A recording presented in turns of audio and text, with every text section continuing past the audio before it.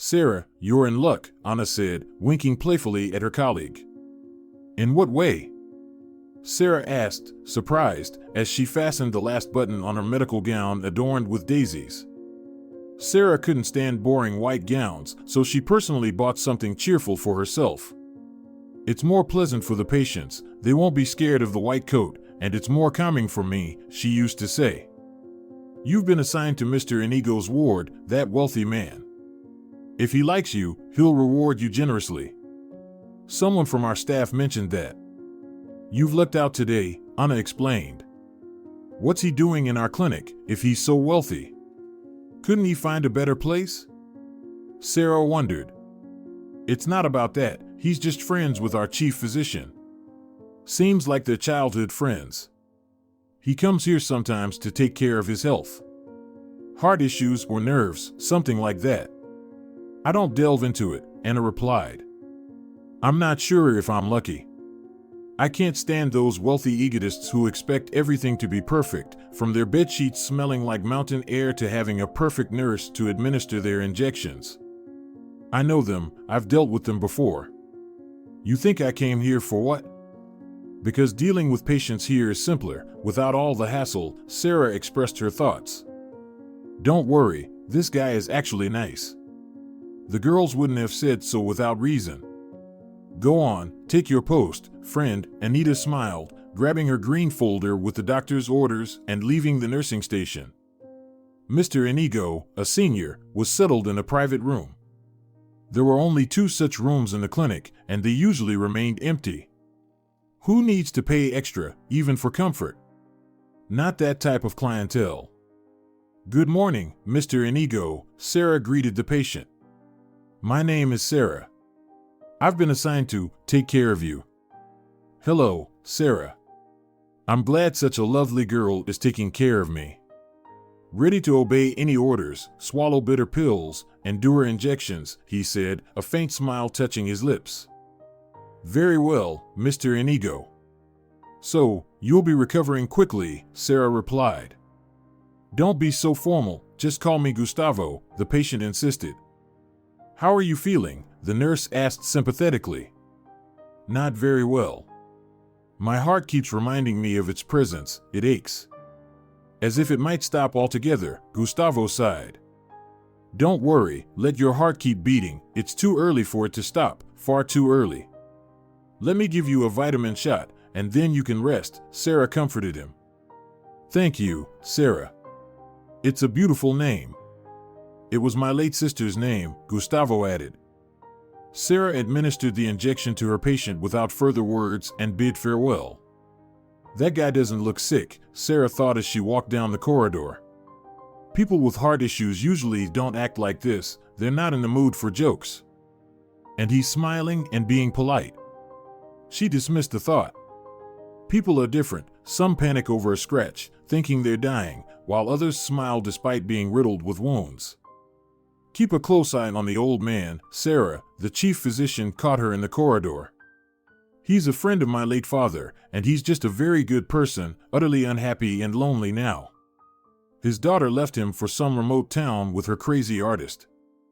All right, Senor Rodriguez, I'll make sure Mr. Inigo feels very comfortable here, Sarah assured. Thank you, Sarah, the doctor patted her shoulder and went about his business. The rich man's room, as all the nurses called it among themselves, resembled more of an office of a businessman. There was a desk with a laptop, even a printer on the shelf above the desk. There was also a massive leather armchair. Neat stacks of papers lay on the table. This old man, who complained that his heart was about to stop, calmly went about his usual business. You shouldn't be working right now, Sarah said as she entered Mr. Inigo's room. The head of a company can't afford to just fall ill.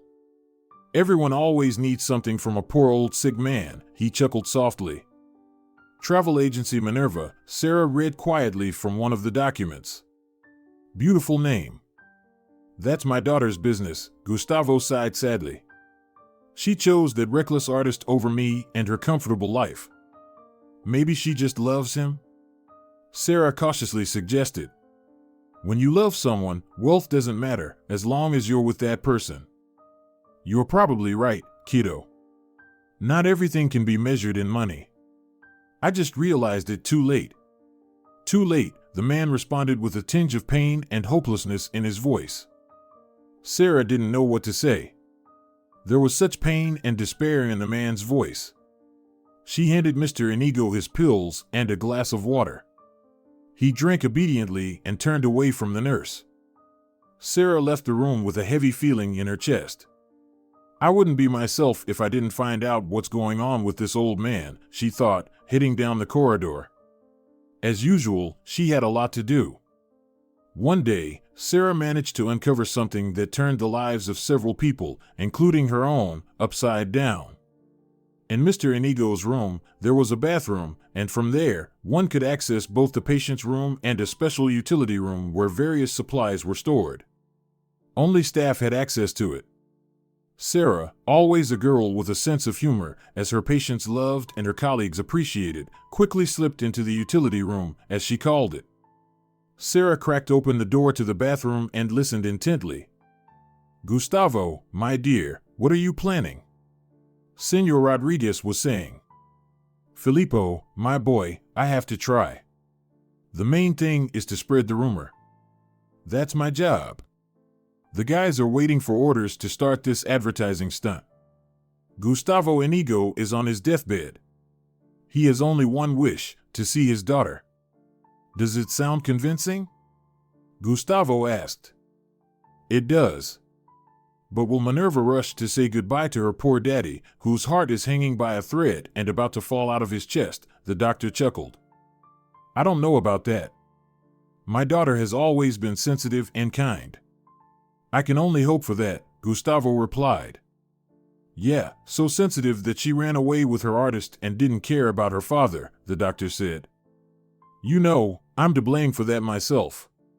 Why did I decide to blame the kid for that dirty deed? I only wanted the best for my girl. But what's best for her? I didn't think about that. I thought I knew everything in advance. Arrogant fool." Gustavo lamented. "All right, old man, go ahead. I think you're living quite well here. If you need anything, you know I'm ready to help you. Take care of your heart, Gustavo." The doctor left the room, and Senor Inigo began to pace back and forth from the window to the door. It was clear that the man was nervous and pondering something. Wow. Just like in a movie. He wants to reconcile with his daughter, who ran away from him years ago, spurning his status and wealth. He's even ready to spread the rumor that he's terminally ill. What an imaginative character. Sarah thought as she carefully locked the door to the utility room. Sarah decided to find a convenient moment to talk to Senor Inigo. Perhaps she could help him. She really wanted to. She had lost her own parents early in life and knew what it was like to not have someone close who would understand and support you in difficult times. Maybe that's why she wanted the father and daughter to reunite. "Good morning, Gustavo," Sarah greeted, entering the rich man's room. "How did you sleep?" "Hello, Sarah. Not well, had some dragon in my dreams. Spent the whole night trying to escape it," he chuckled. "And? Did you manage to escape?" Sarah asked, placing the pillbox on the bedside table. "I did, but he singed me, the brute. Seems I can't get rid of this dragon until the very end." Gustavo sighed heavily. "Do you have parents?" "My parents passed away when I was very young. I only have a 5-year-old daughter, Jocelyn," Sarah replied. "I'm sorry you became an orphan so early, dear," Senor Inigo sympathized. "And your daughter's father? Is he?" "I don't know anything about him. He left us when Jossie was barely a year old. Said he met an old flame, couldn't handle the resurfacing feelings. Oh, it was hard for me then, alone with a little girl in my arms. No money, no job to speak of. Thank goodness for the neighbor, Mrs. Clara. If it weren't for her, we would have been lost. I still mention that kind woman in my prayers every time. She passed away 2 years ago." "Yeah, you've had a tough fate, my dear," Senor Inigo looked at Sarah sympathetically. "Take care of your little girl. I failed to protect mine. Don't say that. Minerva is alive and happy. Yes, but she doesn't want to see me. I find out about my granddaughters through others. I had to hire a private detective almost to find out about my daughter's life and her family. And what did you find out? She lives with her artist in a small house. I have 2 granddaughters. One is 11 now, and the other is 5, just like your Jocelyn. And what does your daughter do? The nurse asked, sitting on the edge of a chair. She's a teacher. Imagine, she works at an ordinary school. Teaches in the elementary grades. And she could have achieved so much more. The old man waved his hand. Have you ever thought that Minerva might be happy? Maybe she's achieved exactly what she wanted. Perhaps, Sarah. I convinced myself that one cannot be happy with some simple artist and live in obscurity. Why did she run away? Sarah cautiously asked. And Senor Inigo told the nurse his long-standing story. Gustavo was always ambitious. When he married Minerva's mother, he was just an ordinary employee who helped clients choose the right tour. The young man did his job well, and he was valued in the team. Over time, Gustavo became the right hand of the boss, and then rose to become the general manager. The travel company became his own. Now it was thriving. All thanks to Senor Inigo's perseverance and hard work. Minerva was never attached to her father's money. She couldn't be made to do anything against her will. Many in her circle called her crazy. With such money, she could have gone to any university, done anything, and yet she chose to become a teacher, enrolling in a college she entered herself, without any help from her father, and didn't ask him for anything. Minerva's mother was torn between 2 fires. Her husband was outraged that she couldn't raise their daughter to be meek and obedient, to listen to her father's opinion, who knew exactly what she needed and what was best and right for her. And Minerva cried on her shoulder that she was tired of her father's pressure, that he didn't understand or hear her, that she was also a person with her own opinion. Dolores died when Minerva was 17. Cancer took her in a matter of months. Senor Inigo's money couldn't help. Minerva blamed her father for her mother's death. It's because of you that Mom got this terrible illness, she yelled. You pressured her, accused her of things she wasn't guilty of. Do you even know she cried at night? No, I didn't know that, the father replied. How could you know? You're all about business. Your company's honor and name, your creation, are above everything. You think, what, your wife cries. She'll cry a bit and then stop, right, Dad? It's just a trifle, a mere bagatelle. Everyone should only do what you said. Only you in this world know how to live, not only for yourself, but for others too. All you care about is status and money. You don't give a damn about people's feelings and desires. That's when the father hit his only daughter for the first and last time. She didn't speak to him for a month. And then Minerva met Alejandro, a young artist who worked as an illustrator in a children's magazine and took orders online. Dad, Alejandro proposed to me, Minerva said one day. What? That pauper? What can he give you? Senor Inigo asked irritably. He can give me love, Dad, and care. We'll work, save up, and buy a little apartment or house. Will you let us live with you for now? Our house is so big and so empty. That good-for-nothing won't set foot in my house. Since he means so much to you, then arrange your life without me. I'm ready to give you everything. You can continue my business. And you choose a pauper.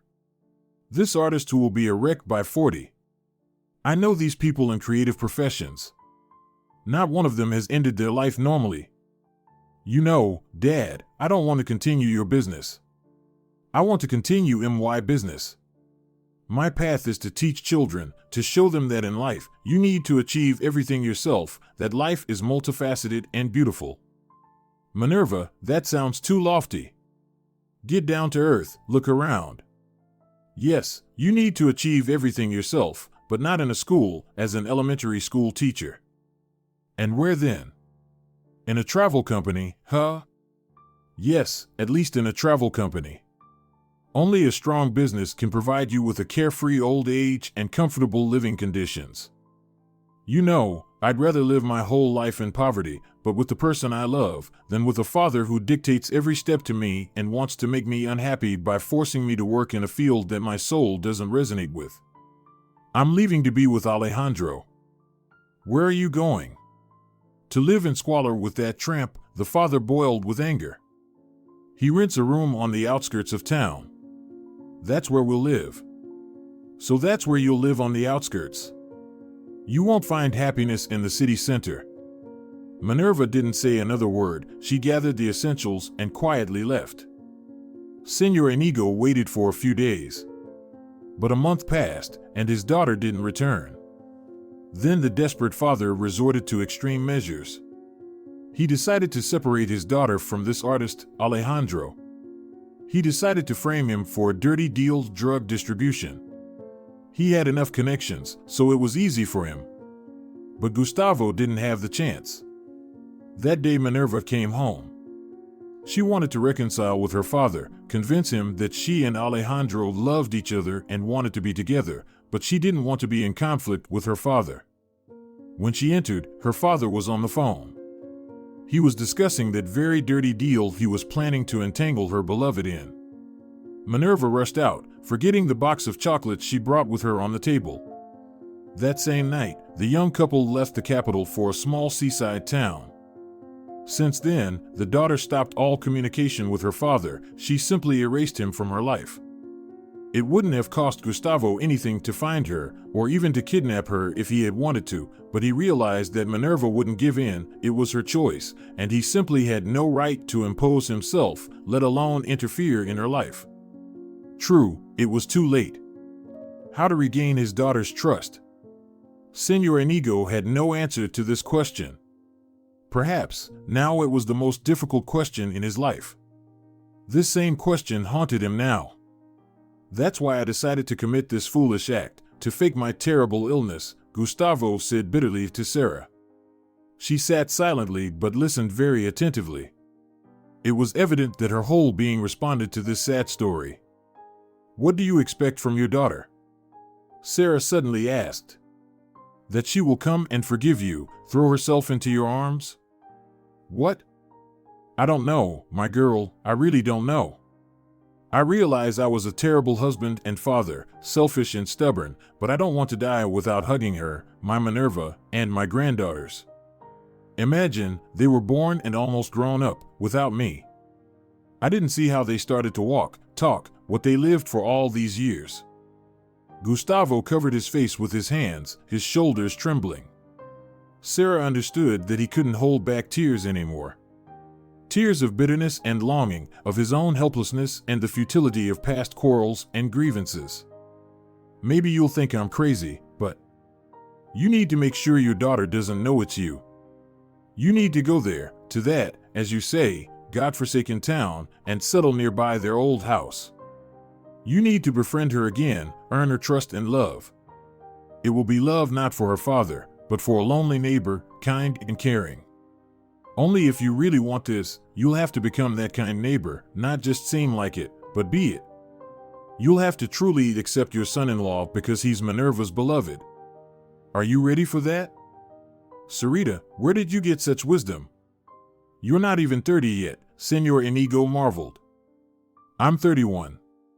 I'm passionate about psychology. And I love psychological thrillers and detective stories like hell. Although you exaggerate. What wisdom? I just don't know what else to come up with. I can almost see you there, in that small, hopeless town, walking along the seashore, and your girls running towards you. Sarah, but that's impossible. How can I just drop everything and go to some godforsaken town? Everything is possible, it just takes more time for the impossible, the nurse simply replied and got up from the chair. If you want to experience what it means to love your loved ones again, do as I say. Sarah left the room, and Gustavo remained sitting in his leather chair. There's something in the praises of this pretty dark-haired nurse, he muttered. There's definitely something. Senor Inigo spent the night miserably. He kept thinking about the nurse's words with her big brown eyes. After all, she was right. If you want to experience your daughter's love again, you have to act, become the person she wants to love, even if it means being an old lonely man living nearby. How's your dragon doing?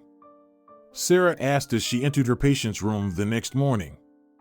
The dragon said that only a sweet girl with big brown eyes and an angelic voice can save me. He also said she has a wonderful 5-year-old daughter. Oh, come on. And how can she do that? I'll tell you everything now. Do you have time, or do you need to administer medications to patients? I do. I've already checked on everyone else. I saved your room for last. Sarah smiled and sat on the edge of a chair. Tell me, what's the dragon's plan? Sarita, my dear, I agree. I agree to drop everything and go to that wilderness. But not alone. With whom then? The girl was surprised. With you, the old man simply replied. What? Are you joking? Not at all, beauty. We're embarking on an exciting journey. I can't do it alone. But I've only recently started working in this clinic, and Josie. Don't worry, she'll come with us. I'll handle everything. You'll never be in need of anything, I promise. Senor Gustavo, I can't. I beg you, he took Sarah's hand. I can't do this alone. And who will we pretend to be there? Well, for example, we'll say you're my niece, and Josie is my granddaughter. You're quite the adventurer. And also the head of the company, Sarah smiled. So, are you in? Gustavo asked hopefully. And if your daughter recognizes you? She will definitely recognize you. You haven't stopped communicating 30 years ago. I'll have to go under the knife, the man shrugged. What do you mean? A little plastic surgery wouldn't hurt. Are you really willing to undergo surgery just like that? Sarah fidgeted on the chair. Not just like that, Sarita, but for the sake of loved ones, for the sake of reconnecting with them. All right. We're with you, Sarah said solemnly. Gustavo and Sarah's lives changed drastically. They started doing things they would have never done before.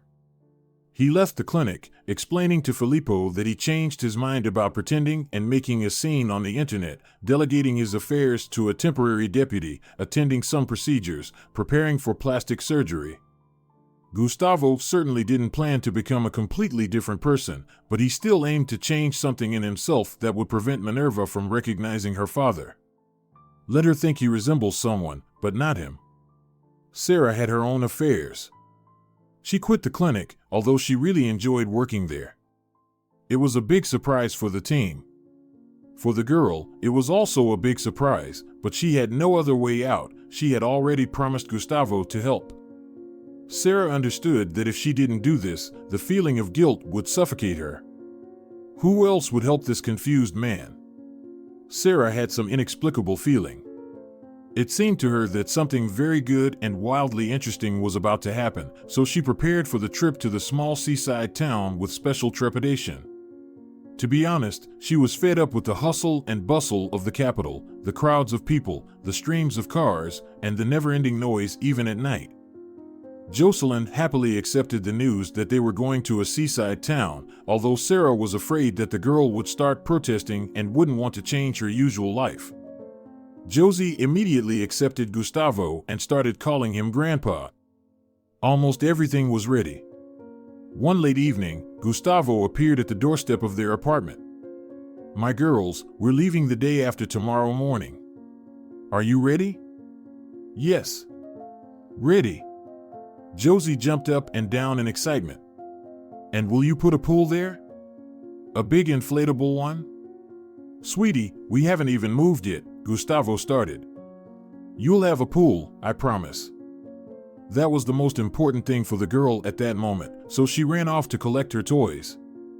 Look, Sarita, here are my new documents, Gustavo said, handing her a small folder. Marcus Torres. Wow. But where's our Gustavo? Sarah raised her brown eyes to him. He's not in the picture anymore, Uncle Marcus smiled. That's how Sarah would have to call him now. The house is ready for our arrival. We're so lucky, it's very close to Minerva's house. You bring me such luck. It's not me. It's just that you finally got it together and decided to make a big change in your life and the lives of a few others. The universe can't ignore that and not help. Yes, perhaps, my dear niece. It's a good thing I don't have to forge documents, Sarah laughed. That's for sure. All right, I'm off. I'll come by for you the day after tomorrow morning, around 8. Stay in touch. Gustavo Marcus dashed out of the apartment. The house Gustavo bought was quite old but still sturdy. It was surrounded by a neglected garden, overgrown with grass among which wilted rose bushes could be glimpsed here and there. Compared to the capital, there was heavenly silence here. It seemed like every bird and cricket in the grass could be heard. Josie began to run around and chatter nonstop about where her pool, lounge chair, and hammock would be. Sarah and Gustavo just smiled, watching this energetic little girl. The new residents spent the entire day and the next busy with unpacking, even though they had only brought the essentials, arranging rooms, and trying to bring some order to the house. Mom, can I go outside for a walk? Josie asked at some point. What? Don't go too far. How can a girl go for a walk alone? Sarah replied. Sarah, this isn't the capital. You can circle this town in 4 hours, maybe 5 at most. Let the little one go. It's safe here. I've read everything about this place online. By the way, I've learned a lot of interesting things. You live here and don't even suspect that this remote town has such a rich history. Okay, go, but don't take your eyes off our reddish-brown roof. Understand? You mustn't lose sight of it. All right, Mommy, I won't take my eyes off it, I promise, the girl shouted as she ran off and disappeared behind the low gate. Such a fireball, Sarah remarked, wiping dust off the shelves in the living room. Can't sit still for a minute. She's just a child, Gustavo said, unpacking another box. Oh. These are Josie's toys. She'll sort them out herself when she gets back. I'll deal with the light bulbs for now, there are hardly any here. Will you be able to screw in a light bulb? Sarah asked with a laugh. You're underestimating me. I can do everything, I just haven't done anything out of necessity, but my father and grandfather taught me a lot back in the day. All right, if you say so, otherwise, I'll have to send you to the hospital on the first day after moving. No hospitals. Starting a new life. Sarah liked the changes that had happened to her surrogate uncle. It seemed as if he had shed something heavy that had prevented him from moving and even breathing. It was as if he had started to live, simply live, instead of rushing from one project to another in an incomprehensible race. For many years, this man essentially worked for the sake of work. Now, however, he had a clear goal to win the love of his daughter and granddaughters, to improve his relationship with his son-in-law. Josie didn't come home alone. She was with another girl slightly shorter than her. Her chestnut hair was tied in 2 neat braids. Deva Maria. Gustavo almost dropped the box of light bulbs. This is Minerva. Mom, Grandpa, this is Sophia. Can we play in our garden? Nice to meet you, Sophia, I'm Sarah. Of course, you can play. Does Sophia's mom know where she is? My mom lets me play outside. She's happy that I have a friend so close now, the guest rambled. A moment later, both girls were in the garden. That's her, right? Your granddaughter? Sarah asked. Yes, there's no doubt, she's like 2 drops of water to my Minerva. Sarah, I'm so afraid of meeting her. I don't know what to say. How to behave. Just play the role of Uncle Marcus visiting. Everything will happen as it should. Don't think about anything, then everything will turn out for the best, trust the heavens. How good it is that I persuaded you to move here with me. I definitely wouldn't have coped alone. Thank you, Sarita, thank you for everything. All right, start screwing in your light bulbs already. Sarah patted her uncle on the shoulder. They met at the market on a beautiful sunny morning. Minerva was choosing greens, while her father was selecting fruits. Gustavo was wearing a straw hat and dark sunglasses. He resembled some sort of farmer. That was good. It would be harder for Minerva to recognize her dad that way. "Hello," Minerva called out to Gustavo Marcus. "Good morning," he replied, trying to sound as casual as possible. His heart clenched. He wanted so much to run up and hug his little Mean. That's what he used to call his daughter when she was a little girl.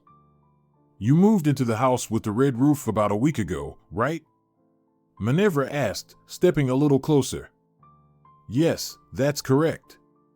With my niece and her little girl," Gustavo replied. "Oh. So, that's your granddaughter, isn't it?"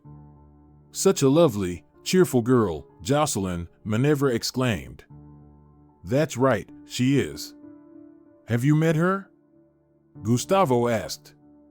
"She's friends with my Sophia, barely knew each other and already like two peas in a pod. I'm so glad you moved in. Now, my youngest will have such a wonderful friend nearby," Minerva said.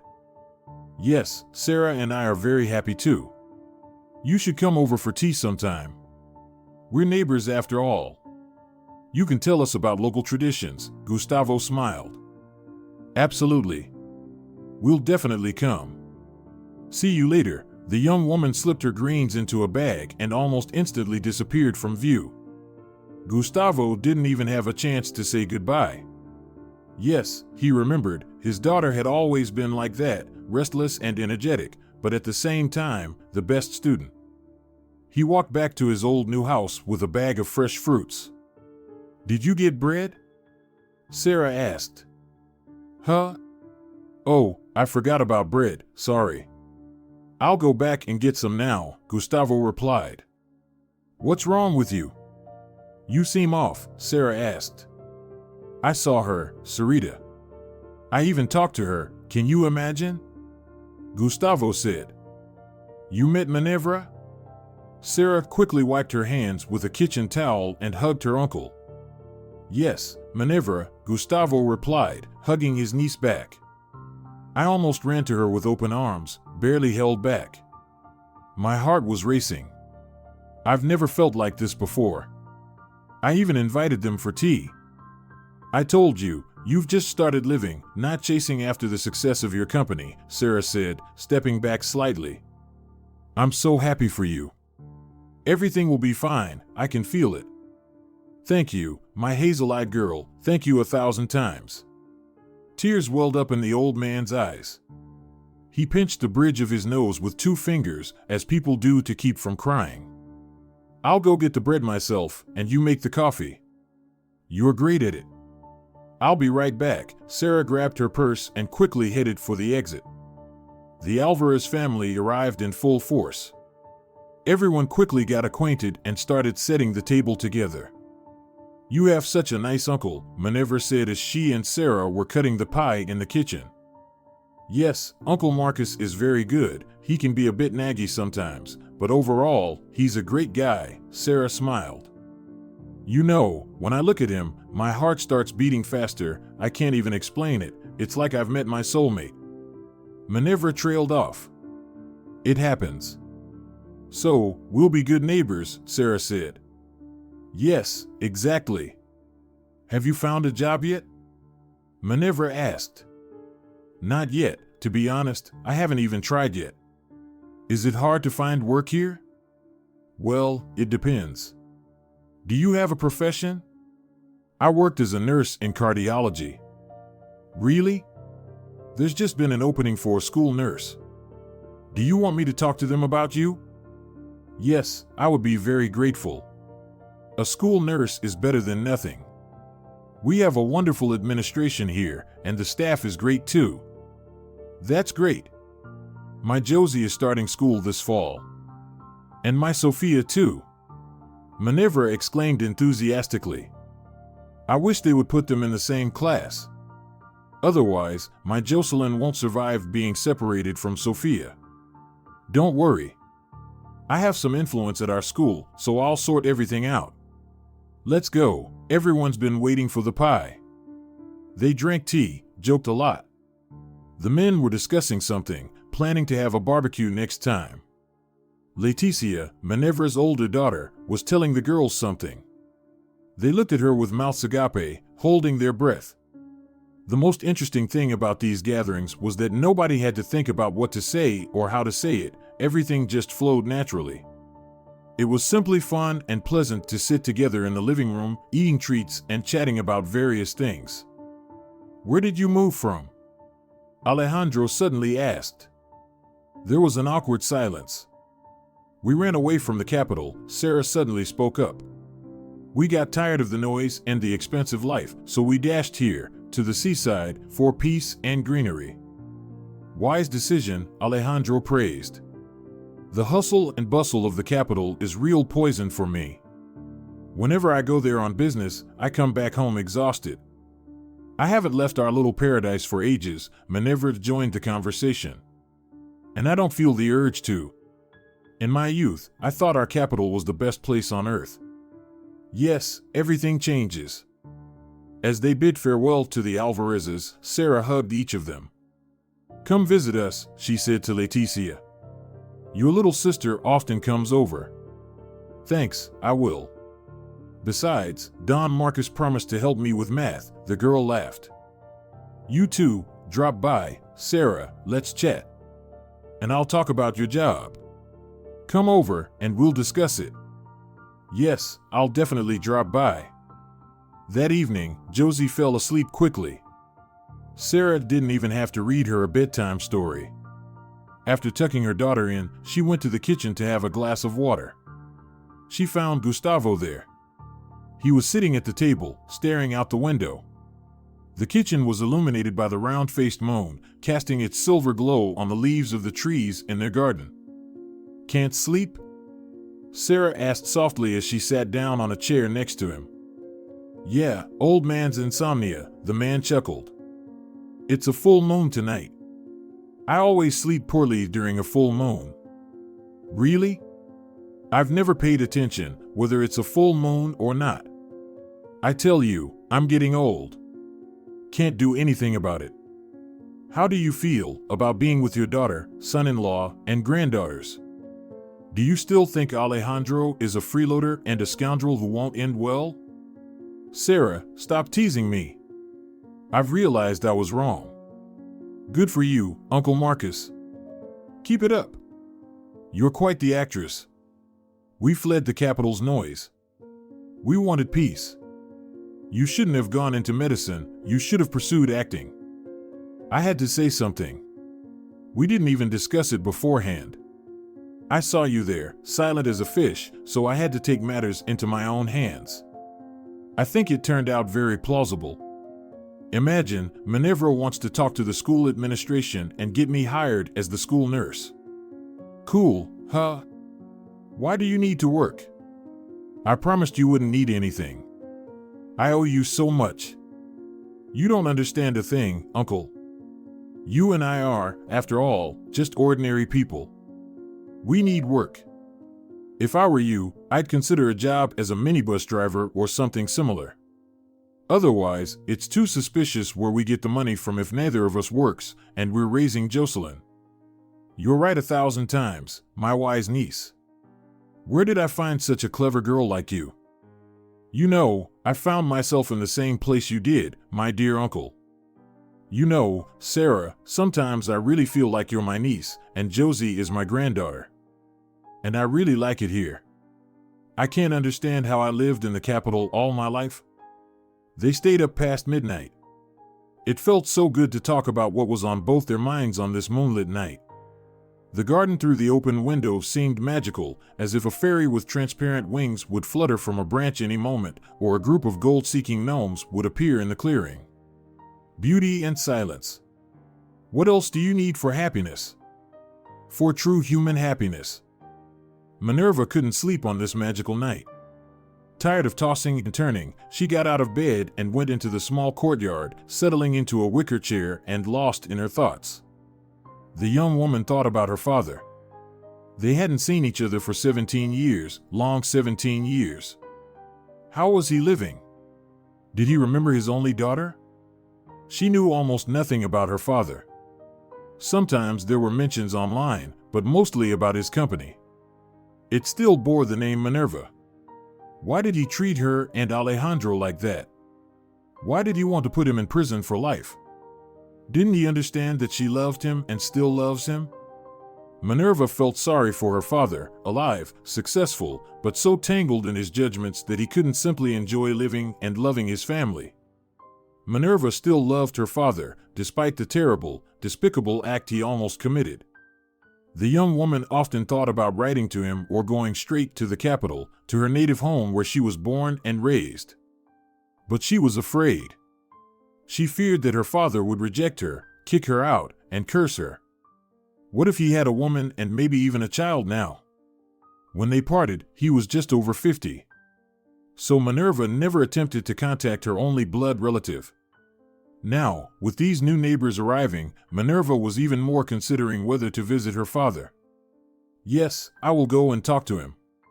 Let him reject me and curse me, but at least I will know that I'm not needed and will leave the illusion that we will ever reconcile and embrace each other. The woman thought and went to sleep. Minerva's summer vacation began. The perfect time for a trip to her ancestral home. She decided not to tell her husband and daughters about it. Who knows what this little journey might lead to? It's better they don't know. She'll tell them later when she returns. Minerva decided to say she's just going to visit a childhood friend. She bought a train ticket. She always loved trains since childhood. On the day of departure, Minerva came to Sarah, with whom they became very close friends. "Hi, dear," Sarah shouted from the garden when she saw her friend. "Hi. Can I come in?" "Of course, come in. Do you want tea or juice?" "No, thanks." "Sarah, I wanted to ask you something." "Sure, what do you need?" "I'm going to the capital today. I've already bought a ticket. I want to visit a friend. Although who am I lying to? I want to visit my father. We haven't seen each other for 17 years.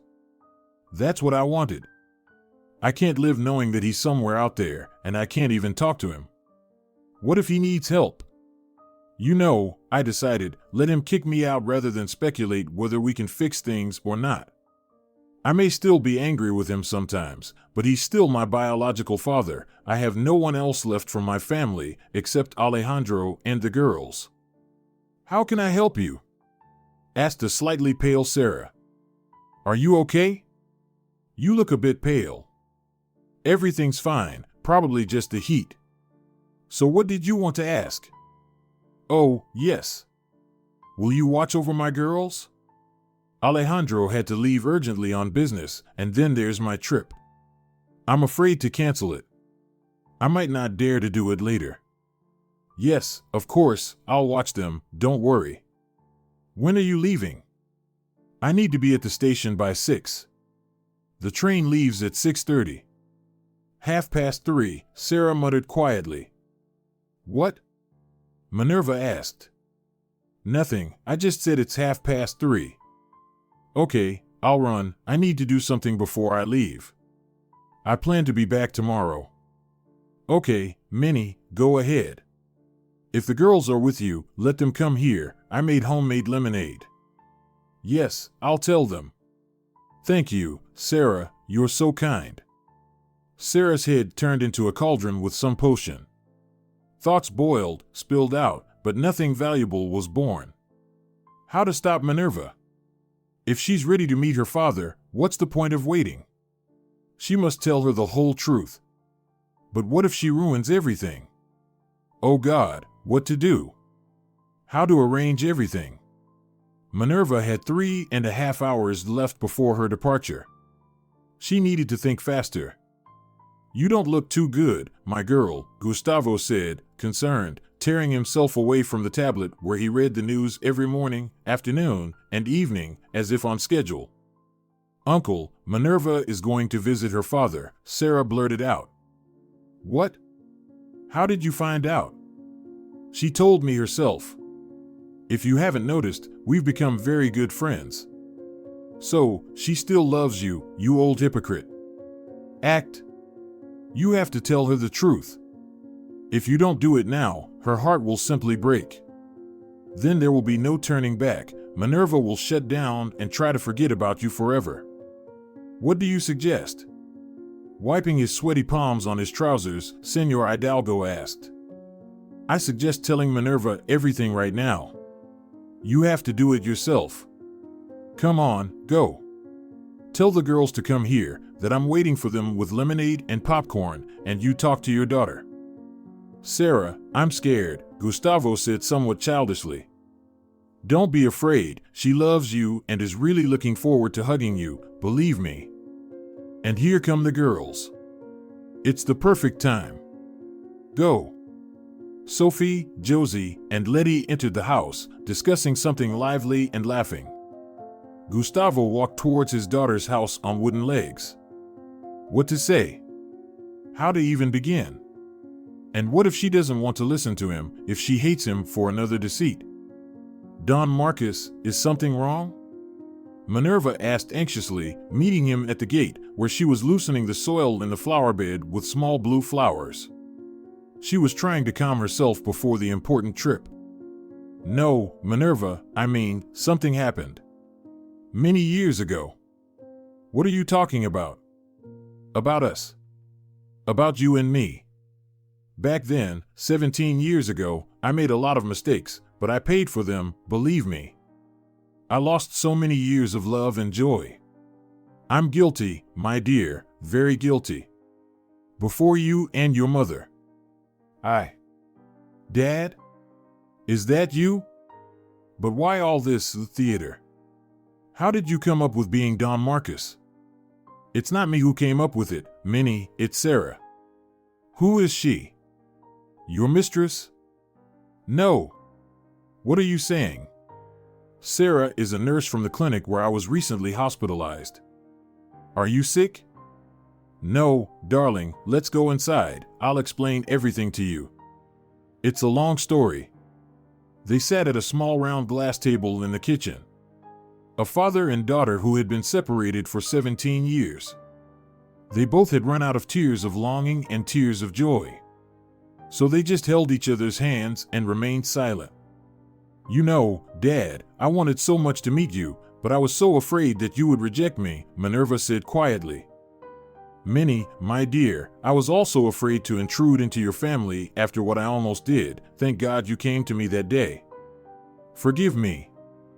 Okay, Daddy, let's go. I want to tell everything to the girls. Alejandro will be here around 9. I want to tell him everything too. Yes, let's go. That evening was filled with tears and hugs, lots of conversations and cheerful shouts. Sarah threw a real celebration. She ordered food from the local restaurant and, with the help of the girls, decorated the house and garden with colorful lights and ribbons. I want to make a toast, Gustavo said when everyone had calmed down a bit and sat down at the table. Long live our little town. Yes, I didn't make a mistake, it really is our little town. Thanks to this place, I regained a daughter, a son-in-law, and my lovely granddaughters. And I also found a true friend, Sarah. If it weren't for Sarita, I would never have dared to do what I did with this wonderful girl. Oh, stop it, Gustavo. I just wanted to help, Sarah blushed slightly and lowered her eyes. And you helped, exclaimed Alejandro. I will write your portrait. We will worship it like an icon. Alejandro, stop fooling around. Minerva scolded her husband. I'm not fooling around at all. You'll see, my soul, literally in a few days Sarah's portrait will be ready. Let's drink. Wait, I'm not finished. Gustavo raised his hand. I want us all to live as one family, so I plan to stay here forever and build a good house. And now that's all. The glasses clinked. The house filled with peace, happiness, and harmony. Dear viewers, if you enjoyed the story, please support the video by liking it and leaving a comment. Thank you very much.